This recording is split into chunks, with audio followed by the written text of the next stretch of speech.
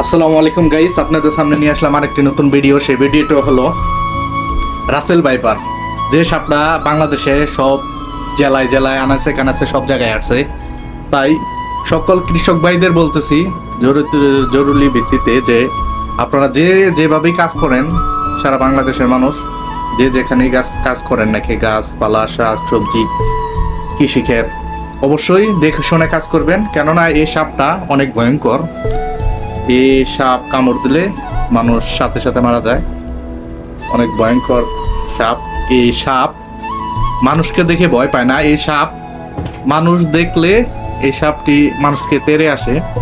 সবাই এই ভিডিওটা দেখ, আর ভিডিওটা অবশ্যই ভালো লাগলে শেয়ার করবেন বেশি বেশি সবাইকে। ব্লগ ভিডিও অবশ্যই ভিডিওটা শেয়ার করবেন, লাইক ফলো দিয়ে পাশে থাকবেন। আর শিয়াল, গুইসাপ, বেজি এগুলাকে কেউ মারবেন না।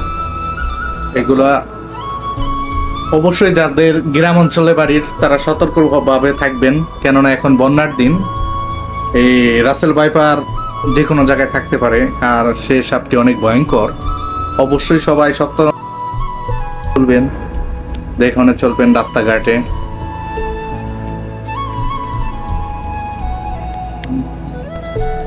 তাই হঠাৎ করে এই সাপটা আসলো কোথার থেকে কেউ জানে না, কেউ বলতে পারবো না। বিষাক্ত এক সাপ। সবাই দেখে চলবেন, রাস্তাঘাটে দেখে চলবেন। আর হাতে লাঠি, লাইট, রাত বেরোতে যারা চলাফেরা করবেন অবশ্যই হাতে লাইট নিয়ে চলাফেরা করবেন। ছোটখাটো এক লাঠি রাখবেন। আর এই সাপ মানুষকে দেখে ভয় পায় না, মানুষ দেখে আরো তেড়ে আসে। অবশ্যই সাপ থেকে সবাই সতর্ক থাকবেন। আর ভিডিওটা বেশি বেশি শেয়ার করবেন, সবাইকে সচেতন করে দেবেন। সবাই জানি দেখে শুনে চলে। বেশিরভাগ করে গ্রাম অঞ্চলের মানুষ যারা কৃষি খামারে কাজ করে তাদের বেশি একটু খেয়াল করে চলাফেরা করা ও দেখে শুনে কাজ করা।